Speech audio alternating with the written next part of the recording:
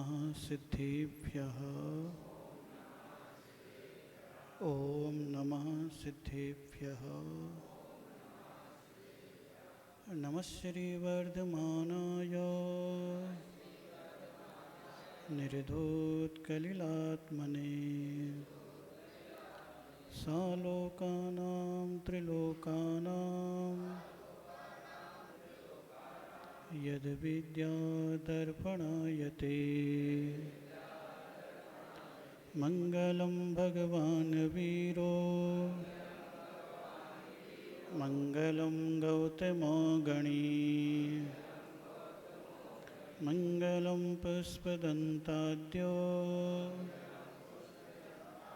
जैनधर्मोऽस्तु मङ्गलम्।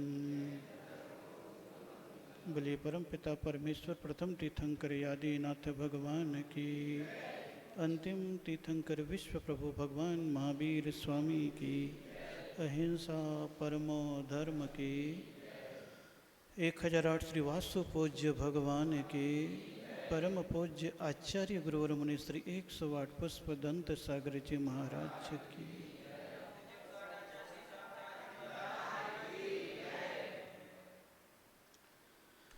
चलिए, पहले बाल ब्रह्मचारी तीर्थंकर को आज सबने मोक्ष पहुंचा दिया। कौन से तीर्थंकर को? उत्तम ब्रह्मचारी का भी दिन, बाल ब्रह्मचारी का मोक्ष भी, ऊपर से चतुर्दशी भी, और एकासन उपवास में आखिरी थके थकाए सब लोग।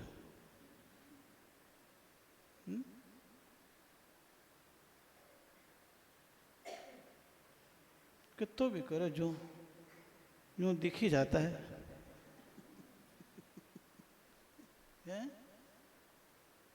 इतना बड़ा नहीं बोलता, कुछ इतना सा बोलता है। बोलता है कि नहीं बोलता है? अब वो बोलता है कि भैया दुनियादारी तो सब छोड़ दी, तो पर्यूषण के ब्रह्मचर्य की बात चलती है तो वो तो बहुत ऊंची चलती है।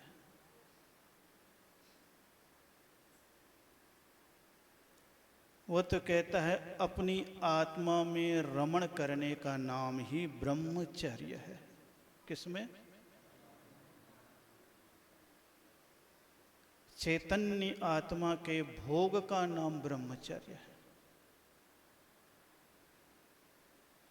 लेकिन इतनी लंबी चौड़ी बड़ी बातों से आपके जीवन में कोई फर्क पड़ने वाला, इसलिए इस ब्रह्मचर्य की बात को डाइवर्ट करके आपकी जिंदगी से जोड़ के बातें कहने लग गए। किनकी जिंदगी से? आपकी जिंदगी से, ताकि आपके जीवन में थोड़ा सा प्रगट विकारों के प्रति भी विरक्ति आ जाए। किसके प्रति? प्रगट विकारों के प्रति। क्योंकि अक्सर घर में रहते हैं तो परिवार तो दंपत्ति से बसता है। किससे बसता है?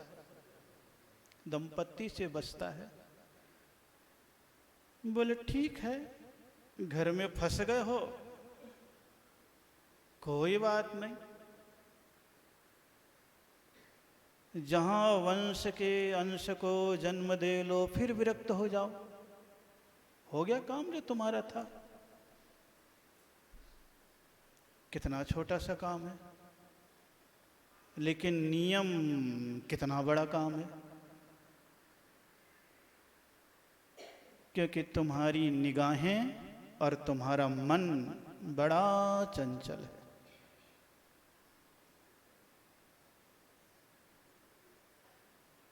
टिकता ही नहीं।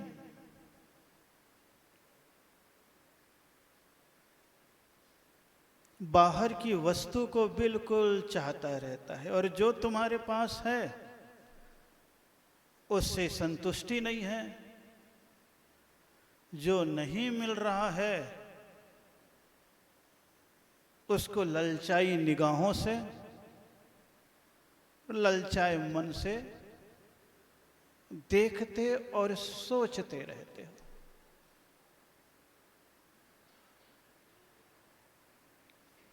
महावीर तो इतने आगे बढ़ जाते हैं कि एक बार भी तुम्हारा मन ललच गया है और उधर चला गया तो मन का तो तुम्हारा संयम ब्रह्मचर्य खो गया।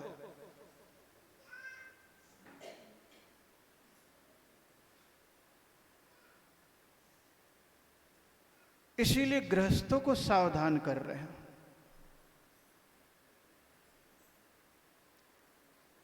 कि मक्खी के समान गुड़ में मच जाओ, नहीं तो हाथ मले और सिर धोने। आप तो खाली लालच में इसको लेते हो, लेकिन कई बार जिंदगी में ऐसी अवस्थाएं आ जाती है। इसलिए महावीर ने कह दिया, भाई भोग के साथ रोग है, रोग के साथ संसार का संयोग है, संसार के संयोग के साथ तुम्हारे त्याग का ब्रह्मचर्य का वियोग है, और व्रतों का वियोग ही तुम्हारे संसार की प्रगति का नियोग है। बढ़ाने वाला कोई दूसरा नहीं है, हम स्वयं ही बढ़ाने वाले हैं। हमारे पुण्य ने हमें शक्ति दी है, एक अग्नि के समान, चिंगारी के समान। किसके समान? अग्नि, चिंगारी। चिंगारी ना अच्छी है ना बुरी है, हमारे उपयोग पर निर्भर करता है कि उसे अच्छा उपयोग करना या बुरा। आप चाहोगे उसी चिंगारी से किसी के घर भी जला डालो, और आप चाहो तो उसी से किसी के दीपक की रोशनी बन करके भी जल जाओ। चिंगारी है, जला सकते कि नहीं घर भी, और जला सकते कि नहीं दीपक भी। किसी का घर जलाओगे तो जीवन उजड़ेगा, और दीपक जलाओगे तो ठोकरों से बच जाओगे। उसी प्रकार तुम्हारे पास ऊर्जा है। अब ब्रह्म में चले जाओगे तो दूसरे के जीवन को जलाओगे, और उसी ऊर्जा को अगर संयम के साथ बचा लोगे तो अपने आत्मा की दहेरी पर परमात्मा का दीपक भी जला लोगे। कुछ भी नहीं है ये सब चीजें, ज्यादा बड़ी चीज नहीं है, केवल इसमें मन है। कौन सी चीज है? मन है।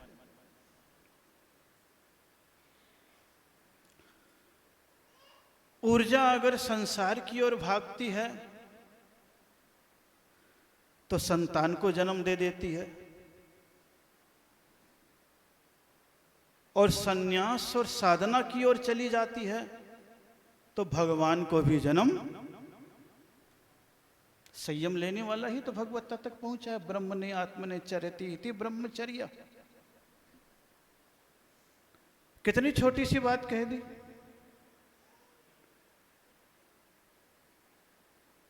नाभि के नीचे तुम्हारी शक्ति जा रही है तो संसार बढ़ा रही है, और नाभि के ऊपर जा रही है तो तुम्हारे ध्यान के दीप को प्रज्वलित कर रही है। कुछ भी नहीं है जीवन में, एक क्षण का सुख, थोड़े समय का सुख है। अब देखो ना, संसार में कितनी विपरीतता है। स्त्री चाहती है पुरुष मिल जाएगा तो सुख मिलेगा, और पुरुष चाहता स्त्री मिल जाएगी तो सुख मिलेगा। दोनों एक दूसरे से क्या मांग रहे हैं? अब एक भिखारी दूसरे भिखारी से कुछ मांगे तो क्या मिलेगा? कितना बड़ा शब्द है ये। एक भिखारी दूसरे भिखारी से कुछ मांगेगा तो क्या मिलेगा? बस यही जीवन है। परस्पर में एक दूसरे से सुख चाहते हो, लेकिन सुख कहां है? तुम्हारे भीतर। ख्याल करना, कितनी भी सुंदर स्त्री हो, संपन्न हो, और तुम्हारे मन में उसके प्रति घृणा या बैर या कसाय हो, तुम्हारे पास भी हो तो देखोगे नहीं, बोलोगे नहीं, मुंह फेर लोगे। ये कौन करा रहा है? तुम्हारा मन। और मान लो कोई ऐसी भी हो, न शकल, न सूरत, न अपनापन, लेकिन तुम्हारी इच्छा उधर चली गई तो पाने के लिए भागे भागे फिरोगे। ये कौन करा रहा है? कौन करा रहा है? तो सर्वाधिक दोषी कौन है? कौन है? इस संयम को प्राप्त करने के लिए क्या करना है? मन। आदिनाथ भगवान की स्तुति करते वक्त यही तो श्लोक बोलते हो, हे भगवान, चैत्रम की मात्र यदि ते त्रिदशांगनाभिर नीतम मनागपि मनो न विकार्य मार्गम। हे प्रभु, दुनिया में बहुत सारे देव देखे हैं, लेकिन जरा सा किसी ने तिलोत्तमा देखा और अपनी साधना को भंग भी। लेकिन आप कैसे तीर्थंकर हो? चित्रम किमत्र जिते त्रिदशांगना, स्वर्ग की अप्सराएं देवांगनाएं भी आई, लेकिन आपके मन में उसको देख करके किंचित भी मन विकार के मार्ग पर। आज की जिंदगी देखो, बच्चे हो या जवान, प्रौढ़ हो या बूढ़े, महाराज क्या करे, मन में तरह तरह के ख्यालात, विचार, कामनाएं उठती रहती है। क्या करें? आप बताओ, हम क्या बताएं? क्या बताएं? ये सब चीज ऐसे छुड़ाने की नहीं है। इससे समझ जब आ जाती है, तब भीतर से विरक्ति आने लग जाती है। क्या मिला? देख तो लिया सब, भटक लिए, लौट करके बुद्धू वही आ गए। थोड़े समय के बाद तुम्हारा शरीर भी शिथिल पड़ जाएगा, लेकिन तुम्हारी इच्छाएं, कामनाएं, वासनाएं शिथिल। इसीलिए संकल्प नहीं ग्रहण कर पाते हो। तो ब्रह्मचर्य में हम लोग गृहस्थ की बातें ज्यादा बताते कि भैया अब तो तुम गृहस्थ जीवन में हो, थोड़ा संयम को स्वीकार कर लो। जमाना आजकल बदल गया है, पहले तो फिर भी था, अब तो कोई भरोसा भी नहीं रहा। समय के पहले ही लोगों को दुनियादारी की चीजें देखने को मिल गई है। मिल गई कि नहीं मिल गई? इसलिए अब बचपन से लेकर के बुढ़ापे तक की स्थिति बदल गई है। पहले ऐसी चीजें देखने के लिए नहीं मिलती थी। पहले भी दूरियां थी। बताओ, स्कूल से लेकर के संयम का जीवन कितना चलता था कि गुरुकुल में भर्ती हो गया। कहाँ भर्ती हो गया? गुरुकुल में भर्ती हो गया 5 या 8 साल में, तो 12 साल तक सबसे पहला नियम कौन सा था? ब्रह्मचर्य आश्रम। कौन सा आश्रम था? जब तक गुरुकुल की पद्धति थी। शिक्षा भी दोनों को अलग अलग दिया जाता था। आज का जमाना बदल गया कि नहीं बदल गया? बदल गया कि नहीं बदल गया? अब इस प्रकार नियम, संकल्प, व्रत, ब्रह्मचर्य की बात तो कम, स्कूल भी पार नहीं कर पाए, उसके पहले जीवन बेकार हो रहा है। बच्चे और बच्चियों का कोई मजाल कुछ बोल दे, बोले तो धमकी और मिल जाए। क्या मिल जाए? धमकी और मिल जाए। और थोड़े आगे बढ़ जाए तो गवर्नमेंट भी साथ देने तैयार। कौन साथ देने तैयार? तो वर्तमान काल में ब्रह्मचर्य की अस्वीकृति हो गई है, कानून से व्यभिचार की स्वीकृति हो गई है। किसकी स्वीकृति हो गई है? बलात्कार की तो सजा है,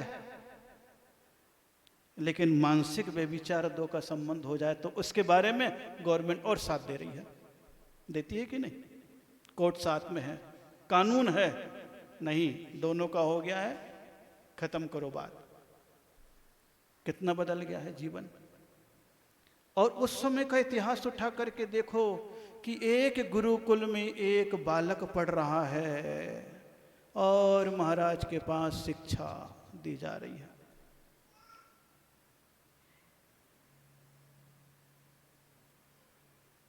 धर्म की, नैतिकता की, संयम की, आचरण की, युद्ध की भी, परिवार की भी।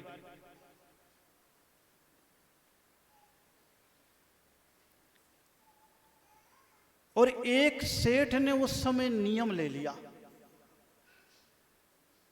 हे प्रभु, मैं 84,000 मुनिराज को आहार कराऊं। क्या कराऊं? आहार कराऊं।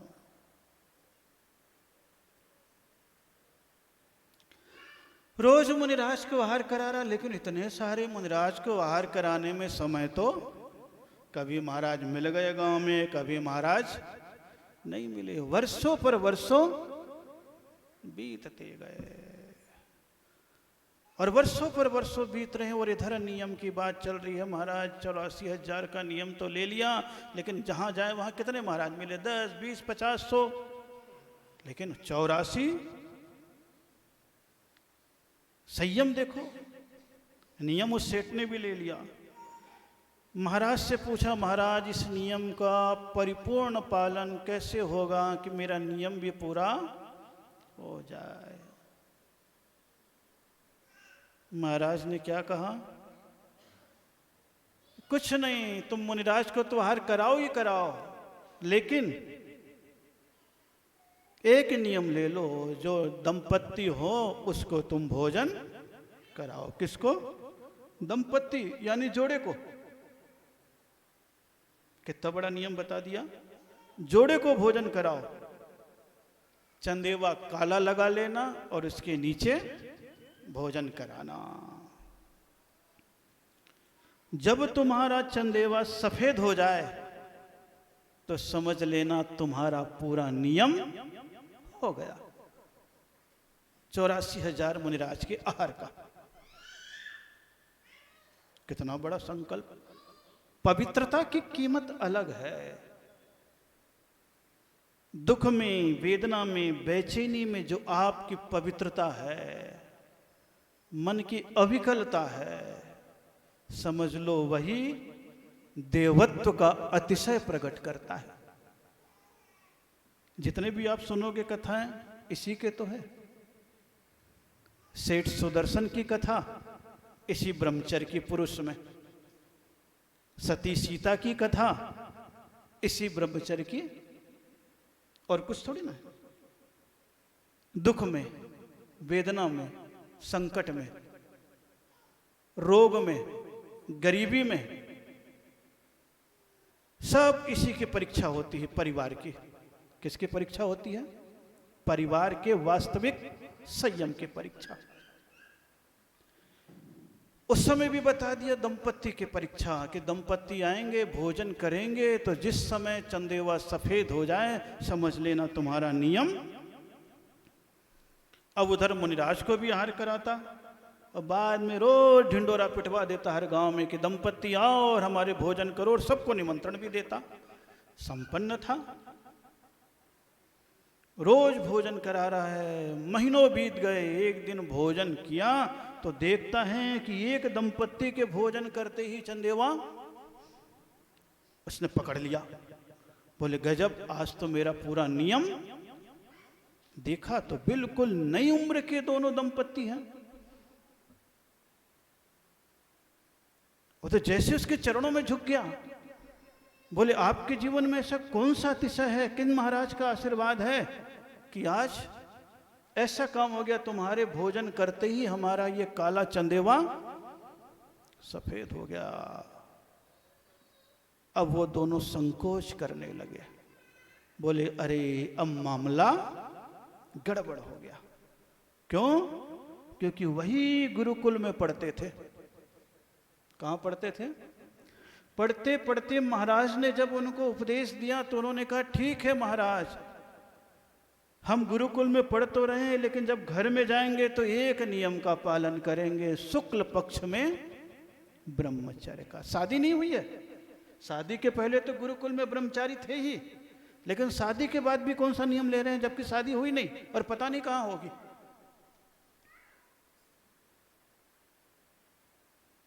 और इधर कन्या पढ़ रही है अलग माताजी के पास। उसका भी जब विदाई का समय आया तो यही नियम ले लिया, इत्तेफाक। क्या? इत्तेफाक से मैं भी कृष्ण पक्ष का ब्रह्मचर्य विवाह के बाद रखूंगी। अब संयम तो लेते ही हैं सब। अब दोनों ने नियम तो ले लिया, लेकिन इत्तेफाक से दोनों का विवाह एक साथ हो गया। संयोग। क्या होता है इसे? संयोग। और ये बिरला संयोग ऐसा होता है कभी कभी। इधर से रस्सी फेंको नदी के किनारे, उधर से एक किनारे पर फेंको, पानी का बहाव है, फिर भी दोनों रस्सी मिल जाए। इत्तेफाक होता है ना, वैसे इत्तेफाक।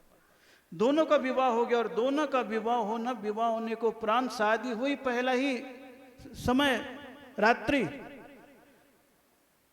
पति कहने लगता थोड़ा और इंतजार करो। क्यों? बोले मेरे तो शुक्ल पक्ष का नियम है।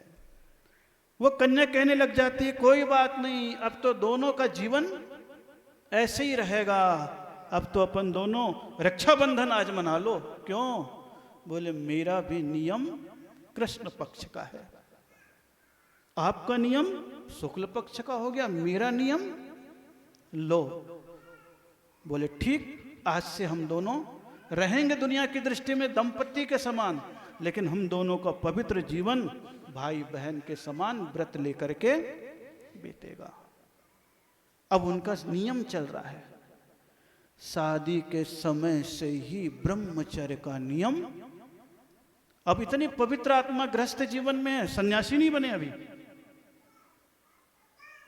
उसकी पवित्रता का परिणाम कितना लंबा बता दिया। उधर सेठ को नियम दे करके, तेरे नियम की पूर्ति कब होगी? जब ऐसे दंपत्ति को तुम भोजन, मुनिराज को कराना तो अलग है, लेकिन जहां पूरे भोग के चांस है फिर भी विरक्ति। आदमी तो अभाव में भी लपलपाता है, पाप में भागता है। न इज्जत देखेगा, न कुल देखेगा, न उम्र देखेगा, न परिवार देखेगा, न शान देखेगा। कभी कभी घटना ऐसी, लेकिन वो देखो,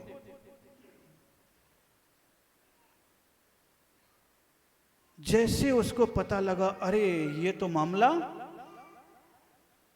तब उसे पता लगा कि एक दंपत्ति के पूर्ण पवित्र ब्रह्मचर्य का परिणाम कितना ऊंचा होता है। हजारों मुनिराज के आहार दान एक तरफ और तुम्हारा एक संयम। क्यों? क्योंकि एक बार ब्रह्मचर्य ले लेते हैं तो शास्त्रकार कहते हैं असंख्यात जीव की रक्षा एक दिन के ब्रह्मचर्य में हो जाती है। हजारों जीवों की हत्या एक अब्रह्म में होती है। इसीलिए शास्त्र में कह दिया वंश के अंश को जन्म देना दाम्पत्य का कर्तव्य है, क्योंकि संसार चलाना है। और पता नहीं तुम्हारे पास कौन सा संयम का पुण्य हो कि तुम्हारे घर में ही कोई संयमी पैदा हो जाए। कोई मुनि पैदा हो सकता है, कोई तीर्थंकर पैदा हो सकता है, कोई सम्राट पैदा हो सकता है, तो कोई पापी भी पैदा। संयमी जीवन जिसका है, अतीत का और वर्तमान का पुण्य मिल गया तो संयमी पैदा हो जाता है। वैभव का पुण्य होता है तो वैभववान भी हो जाता है, और पाप होता है तो दुनियादारी में जो भी हो किस्मत में वो भी पैदा। इसीलिए गृहस्थ जीवन में जो दंपति होते हैं उनको नियम की बात विशेष कह देते हैं कि ठीक है, तुमने गृहस्थ जीवन में फंस गए हो तो कम से कम नियम ब्रह्मचर्य का, तब भी तुम ब्रह्मचारी कहलाओगे। न तो परदारान गच्छति न परान गमयति च पाप भीतेर्यत सपरिदार निवृत्ति स्वधार संतोष नामापि। इसी को स्वधार संतोष व्रत भी कहते हैं कि विवाह का जो 7 संकल्प दिलाए जाते हैं यही तो दिलाए जाते हैं। क्या दिलाए जाते हैं? यही तो संकल्प दिलाए जाते हैं, ताकि तुम्हारे जीवन में कोई भी खराबी आ जाए, कोई भी दुर्घटना घट जाए, कोई भी बात हो जाए, तब भी तुम्हारा संयम चलता रहे। नहीं तो मन बड़ा कमजोर है, निगाहें बहुत चंचल है, और तुम मार्बल के फर्श पे तेल पड़ा हुआ है और तुम आंख बंद करके अगर उसमें दौड़ोगे तो क्या होगा? क्या होगा? बस कामना वासना का चिकना फर्श है, उसमें तुम्हारी आकांक्षाओं का तेल गिरा हुआ है, और तुम्हारी कामना वासना को लेकर के तुम अंधाधुन दौड़ रहे हो, तो क्या होगा? कोई बचाने वाला। ऐसे समय में भी अगर तुमने संकल्प कर लिया सब त्याग है, तो महावीर कहते हैं वो भी तुम्हारे जीवन में अतिशय और देवत्व को भी उत्पन्न कर सकता है। नहीं तो देवताओं में भी है कि नहीं, शेषा स्पर्श रूप शब्द मन प्रविचारा, शास्त्रों में सूत्र लिखा ना, कभी स्पर्श नहीं हो तो रूप से, शब्द से, मन से भी प्रविचार होता है। तो मन से भी तुमने बात कर ली, आंखों से भी बात कर ली, कान से भी बात कर लिया, जीभ से भी बात कर लिया, गलत दृष्टि से, कामना से, वासना से, दुनियादारी का, तो बोले अभी तुम्हारे जीवन में क्या आ रहा है? भटकाव आ रहा है। क्या आ रहा है? भटकाव आ रहा है। इसलिए अपने जीवन को राम बनाना है या रावण? रावण तो वैसे बदनाम हो गया है। क्या हो गया है? बदनाम हो गया है। लेकिन सोचो, शास्त्र तो यही कह रहा है ना कि केवल उठा करके ले आया है तो भी उसका जीवन कितना कलुषित हो गया। क्या हो गया? कलुषित हो गया। गलत कृत्य नहीं किया। और क्यों नहीं किया? क्योंकि उसके जीवन में भी एक मुनिराज के द्वारा दिया हुआ संकल्प था। क्या था? संकल्प। उस संकल्प ने उसे बचा लिया कि सीता को लेकर के भी आ गया, 6 महीने तक रख भी लिया, लेकिन उसके मन में कोई गलत भाव नहीं जगे। मनाने के भाव तो जगे, लेकिन भोगने के भाव, और इतना संकल्प भी बहुत हो जाता है। संसार में हो तुम्हारे मन भी उठेंगे, लेकिन संकल्प है तो बोले भटकाव की स्थिति तो आएगी, लेकिन संकल्प एक लक्ष्मण रेखा खींच देगा। क्या कर देगा? खींच देगा। और जब वह खींच देगा तो सारा मामला ही बदल जाएगा। तो आज के दिन कुछ नहीं सोचना है। ब्रह्मचर्य तो भगवान के लिए कह दिया, आत्मा में रमण के लिए, लेकिन शारीरिकता से तुम्हारे काम भोग का त्याग भी है, तो तुम्हारा क्या है? ब्रह्मचर्य है। और वो संयम गृहस्थ जीवन में रह करके दंपति को स्वीकार करना चाहिए। और बच्चे अगर हैं, स्कूल में, कॉलेज में पढ़ रहे हैं, तो बोले जब तक विवाह नहीं हुआ है तब तक इस संयम और संकल्प का पालन करेंगे। कितना छोटा संयम हो जाता है। नहीं तो बाकी तो इसकी बातें बहुत लंबी और चौड़ी है, अभी आपको कुछ बताने से ज़्यादा, लेकिन जितने ही आप हैं उतने में ही अगर भाव आ जाता है तो जीवन बदलने में कोई समय नहीं लगता है। इसलिए आचार्यों ने कह दिया ब्रह्मणे आत्मने चरति इति, अपनी आत्मा में रमण करने का नाम ही ब्रह्मचर्य। बाहर के काम भोग के त्याग करने का नाम ही ब्रह्मचर्य। मन की निर्मलता का नाम ही ब्रह्मचर्य। इंद्रिय की चंचलता को रोकने का नाम ही ब्रह्मचर्य है। और गृहस्थ जीवन में ये सदैव होते रहना, जैसे उस दंपत्ति का था। किसका था? उसका नाम और कोई नहीं बताया, विजय और विजया। किसकी कथा है ये? विजय और विजया की कथा है। इसीलिए तो कह दिया बहन मानो, माता मानो, पुत्री मानो। ये तीन विशेषण इसलिए दे दिए हैं और किसी के लिए नहीं दिए। इसलिए बच्चों, नए जीवन वाले को भी बचते रहना चाहिए। बहुत सारा जीवन दुर्लभता से मिला है। काम भोग के साधन तो सबको सभी जगह दुनिया में मिल जाएंगे, सबको मिल जाएंगे। ऐसा नहीं है किसी को नहीं मिले। दरिद्र से दरिद्र हो उसको भी मिल जाएंगे, बीमार से बीमार हो उसको भी मिल जाएंगे। तुम कितने भी अच्छे हो, कभी कभी ऐसा भी होगा कि तुम चाहोगे तो नहीं होगा, लेकिन दूसरे का दिमाग भटक जाएगा। भर्तरी को बैराग ऐसे ही तो हुआ था। किसको? भर्तरी को। सम्राट था। कौन था? सम्राट था। और सम्राट था तो नगर का माली उसको एक फल ला करके दिया था और कहा था ये अमृत फल है, अगर खाओगे तो अमर हो जाओगे, तुम्हारी जवानी खत्म होने वाली नहीं है। बस उसको दिया। उसने सोचा अरे इतना अच्छा फल है तो मैं तो हूँ ही, क्यों ना मैं अपनी पत्नी को दे दूँ, वो अपने जीवन में यौवन से संपन्न रहेगी, मेरा जीवन यूं ही चल जाएगा। सोचो अब कैसा नियम आ गया था। लेकिन उसकी पत्नी को जैसे दिया तो पत्नी का दिमाग मंत्री पे था, पति पे नहीं था। उसने सोचा मैं खा के क्या करूंगी, उसको खिला दूं, वो ठीक रहेगा तो मेरा आनंद तो वैसे ही। भटकाव का कोई भरोसा नहीं होता। और मंत्री का जो था उस रानी को भी नहीं चाहता था, उसका संबंध तो वेश्या से था। बोले वेश्या को देकर के रखो, ये ठीक ठाक रहेगी तो मेरे जीवन का आनंद। कहां से कहां गाड़ी चली गई। और वेश्या जो थी वो मंत्री को नहीं चाहती थी, वो तो राजा से कि बोले राजा अगर है खुश, मेरा जीवन यौवन रहेगा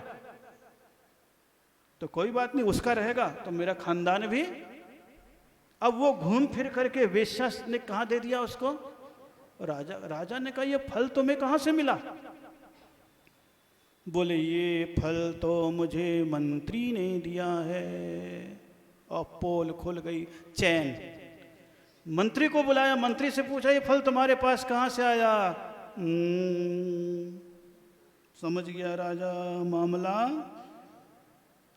कोई भरोसा थोड़ी ना, न स्त्री का भरोसा न पुरुष का भरोसा। भटकाव किसी में भी आ जाता है। पुरुष का भटकाव तो दिख जाता है, स्त्री का भटकाव छुपा हुआ होता है। पुरुष का भटकाव गैस की आग है, लपटे बाहर दिख जाएगी। स्त्री का भटकाव भट्टी का आग है, छिपा हुआ रहता है और ज्यादा गहरा होता है। शास्त्रकार बहुत सारी बातें कहते हैं ऐसी। मंत्री से पूछा गया तो मंत्री ने फिर क्या बोलता, दबाव डाला तो बोला रानी ने दिया है। रानी को बुलाया, देखता है, समझ जाता है अब ऐसी दुश्चरित्र स्त्री से कुछ बोलने से कोई भी फायदा। उसी समय धिक तम च मदनम च इमाम च माम च। क्या बोलता है? धिक तम च मदनम च इमाम च माम च। धिक्कार है रानी को, ताम च तम धिक्कार है मंत्री को, मदनम मेरे रूप लालसा को, इमाम इसको वेश्या को, माम और मुझे, सबको धिक्कार है कि वासना के पीछे कहां से कहां भटक गए। और वही जिसने श्रृंगार शतक लिखा, बैरागी बन गया तो वैराग्य शतक भी लिख दिया। 100 काव्य बैराग के लिखे, उसमें ये श्लोक उसके अनुभव हैं। धिक तम च मदनम च इमाम च माम च। सबको धिक्कार है। और क्या बन गया? आपके जीवन में भी ऐसा अवसर आता है। तो अपने 10 दिन तक यही सोचो, क्रोध बेच कर क्षमा खरीदो, मार दो मान हटा करके, कपट छोड़ यार जो अपनाओ, शौच लोभ पलटा करके। झूठ झूठ है सत्य सत्य है, इसे करो अंगीकारा, जैन धर्म ले लो प्यारा। मन वश में कर संयम साधो, इच्छा से तप तौल लो, अहंकार और राग त्याग कर, त्याग अकिंचन मोल लो। छोड़ देह से नेह स्नेह को, बनो ब्रह्ममय अविकारा, जैन धर्म ले लो प्यारा। गली गली में घूम घूम कर, बेच रहा है संग प्यारा, जैन धर्म ले लो प्यारा।